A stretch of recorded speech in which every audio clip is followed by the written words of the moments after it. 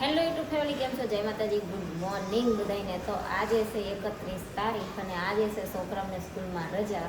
કેમ કે મેસેજ આવ્યો હતો કે ભારેથી અતિ ભારે વરસાદની આગાહી છે, એટલે છોકરાઓને કાલ રજા છે અને છોકરાઓને પડી જશે આજે મજા. અને વરસાદ એ અત્યારમાં ચાલુ થઈ ગયો છે. સવારમાં થોડોક ફાસ હતો, અત્યારે થોડોક ધીમો પડી ગયો છે, પણ એમને થોડો ચાલુ છે. અને આપણે છે ને જાગીને જો આ બાજુ મૂકી દીધી છે ચા, અને આ બાજુ આપણે ચણા બાફા મૂક્યા હતા તો લગભગ બફાઈ જશે. અને છાશ કરવાની હતી તો પહેલાં છે ને આપણે છાશમાં તને હારવાર કરી નાખી છે. તો હવે ચા પાણી કરી લેવી અને પછી લોટ બાંધવો છે અને લસણવાળું મરચું કરવું છે. તો એ બે કામ કરવી આપણે. અત્યારે છે ને જો વાગી ગયો છે બપોરનો 1 વાગ્યો છે અને આપણે છે ને ચણા બાફવાના હતા. એ ચણા છે ને બફાઈ ગયા છે અને લોટ મતન બાંધી દીધો છે.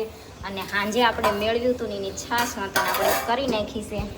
અને જયદીપ જ્યાં છે નાવા, અને હેતરાજભાઈ છે ને ગલ્લામાંથી સિક્કા કાઢે છે ને ભરે છે ને એવું બધું કરે છે. પહેલાં એ ભાઈ બેડશીટ હરખી કરતા હતા, પણ ના થઈ હેતરાજ, બેડશીટ હરખી ના થઈ. અને માથું ચમ વીખી નાખ્યું? વિખાઈ ગયું. હા, તો હાલો હવે છે ને જયદીપના જવાનો ટાઈમ થાય ઓફિસે, ત્યાં સુધી આપણે શાક વઘારીને રોટલી કરી નાખી. અને વરસાદે અત્યારે થોડીક વાર પોરો લીધો છે. જો અત્યારે છે ને વાગી ગયા છે સાંજના 7:45. બપોર છે ને ચણાનું શાક ને રોટલી બનાવીને ખાઈ લીધું તું. અત્યારે 7:45 થયા છે. અને આજ સાંજે જમવામાં છે ને અમારા ઘરે કોઈ દી જમવામાં બન્યું નથી, એવું બનવાનું છે. મોટા લોટનો, ઘઉંના મોટા લોટનો શીરો, એ તે આપણે જે ડિલિવરી ટાઈમે ખાતા હોય થોડાક વધારે ઘીવાળો, એ રીતના બનાવવાનો છે. આ વચ્ચે આવે છે. અને મને છે ને લાપસી બનાવતા નથી આવડતું, પણ મને છે ને શીરો બનાવતા બહુ સારું આવડે. મને મારા હાથનો શીરો વધારે ભાવે, પણ હું બનાવતી નથી. અને લાપસી બનાવતા મને થોડું ઓછું ફાવે છે. બાકી રવાના લોટનો શીરો હોય, ઘઉંના લોટનો શીરો હોય કે બરજનો શીરો હોય, આપણને મતલબ બરજની સેવ બનાવવાની હોય એ ફાવે એમ. લાપસીમાં થોડુંક કેવરાવે. તો આજ છે ને આપણે બનાવી નાખવી શીરો. અને એ છે ને શોર્ટ વિડીયો આપણે ઉતારશું શીરાનો. અને અમે કાલ સાંજે જે રીલ્સ બનાવવાની તૈયારી કરી હતી, તૈયાર થયા હતા, એ રીલ્સ છે ને આપણે મૂકી દીધી છે ઇન્સ્ટાગ્રામમાં. તો જેને ના જોઈ હોય ને, એને જોવી હોય એ જોઈ લેજો. અને હવે જયદીપને જવું છે વરસાદમાં દોડવા. જવું હે.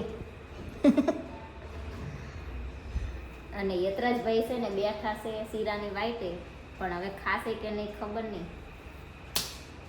કેમ કે ઘીવાળું એ ભાઈ ખાતા નથી, પણ આજે એમ કીધું શીરો બનાવવાનો છે તો આ પાડી છે. હવે ખાશે કે નહીં ખબર નહીં.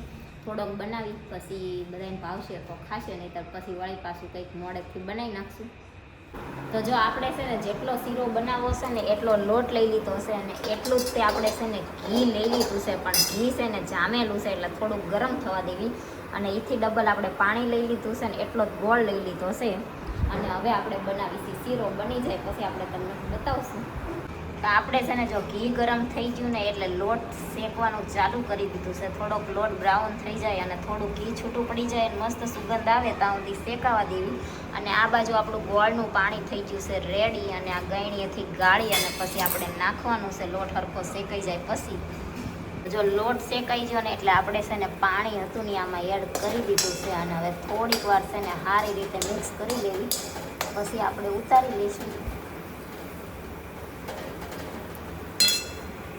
તો જો ભાઈ આપણો શીરો બની અને થઈ ગયો છે તૈયાર. અને આ શીરો રહ્યો ને એ ડિલિવરીમાં હોય ને તો થોડું ઘી વધારે હોય, અને અમથા આપણે ખાવાનું હોય તો થોડુંક ઓછું હોય. પણ જયદીપને છે ને બહુ ઘીવાળું ભાવે નહીં, એટલે આપણે છે ને થોડુંક મીડિયમ ઘી રાખ્યું છે. નહીંતર આનાથી વધારે મારે એકને ખાવાનું હોય ને તો આનાથી વધારે હોય ને તો હાલે. અને આ ભાઈ હવે બેસી ગયા છે. એટલે થોડોક ટેસ્ટ કરીને કહેતો ચેવો બન્યો કંઈ. ગરમ હશે, ફૂંક મારીને ખાજે.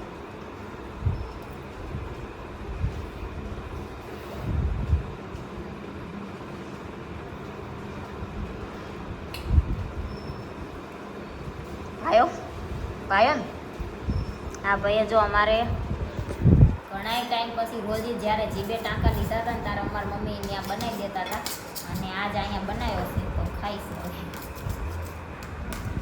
તો તમે બધાને કોઈને અમારી જેમ ચારેક શીરો ખાવાનું મન થાય છે કે નથી થતું કહેજો કોમેન્ટમાં. અમારા ઘરે તો જો કે ગળ્યું ખાવું ઓછું હોય, તીખું વધારે હોય, પણ આજ પછી એમ વિચાર થયો કે શીરો બનાવી તો બનાવી નાખ્યો છે. જો મેં શીરો બનાવ્યો ને ત્યારે પૂછ્યું હતું કે તમે શીરો ખાશો, તો હા પાડી. તો મને એવું લાગ્યું કે હા આજ તો આમ જૈનનો દિવસ ઉગ્યો કે શીરો ખાવાની હા પાડી. અને ખાલી 1 ચમચી ને અડધી ચમચી ખાધી અને પછી કે હવે મને નહીં ભાવે. એટલે આપણે છે ને જો એમને વઘારી દીધા છે ઢોકળા, અને આ બાજુ બને છે ચા. હવે ચા અને ઢોકળા ખાશે વઘારેલા, બરોબર ને? એમની હાટું થઈ અને મેં ઘી છે થોડુંક ઓછું નાખ્યું. મને વધારે થોડા ઘીવાળો ભાવે અને એમને ઘી ભાવે નહીં, એટલે ઓછા ઘીવાળો બનાવ્યો તોય એમને ના પાયો. આવું થાય, બરોબર ને? હવે તો પહેલેથી ખબર જ હતી કે શીરોમાં ઘીની વાસ, શીરામાં ઘીની વાસ આવે તો હલ્યો પાડીએ છે. તો અત્યારે થઈ જશે 10:30 અને આપણે છે ને જમી લીધું છે. પહેલાં છે ને શીરો બનાવ્યો, શીરો ખાધો, અને પછી પાછા છે ને ઢોકળા વઘાર્યા, પછી ચા અને ઢોકળા ખાધું, અને બપોરનું ચણાનું શાક થોડું પડ્યું તો એ ખાધું ને એવું બધું ખાધું છે. આજ તો શીરાએ છે ને ગોટાળે ચડાયા બધાને, કે પહેલાં શીરો બનાવી નાખ્યો, પછી જયદીપ કે મારે ખાવો નથી એટલે એમને ચા અને ઢોકળા બનાવી દીધા, અને બપોરનું શાક થોડુંક પીડ્યું હતું તો એ હોતન પૂરું થઈ ગયું. નહીંતર આમ તો અમે બપોરનું વધે નહીં અને ખાતાય ના હોય, પણ આજ થોડુંક અમથું વધ્યું હતું, દેવ હોતન પૂરું થઈ ગયું છે. અને અત્યારે છે ને હવે આપણે જો અહીંયા દૂધ ગરમ કરવા મૂકી દીધું છે.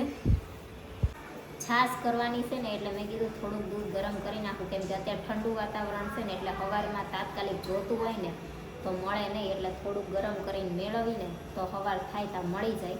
અને જયદીપને છે ને 2-3 દિવસ પડેલી છાશ હોય ને તો એમને વાઈસ આવે એટલે એ ખાય નહીં, એટલે રોજ થોડુંક એમની હાટું હું મેળવી દઉં. મારે તો છાશ ના હોય ને તોય હાલે, શાક રોટલી હોય તોય તે, પણ જયદીપને છે રોજ છાશ જોઈએ. અને અત્યાર સુધી તો કતારગામ અમે રહેતા ને ત્યાં થેલીની છાશ લઈ આવતી હું દૂધ લેવા જાઉં ને ત્યારે. અને અત્યારે હવે મારે અહીં દૂધ લેવા જવાનું ના હોય, અને એકદમ નજીકમાં અમારે એવી કોઈ દુકાન નથી.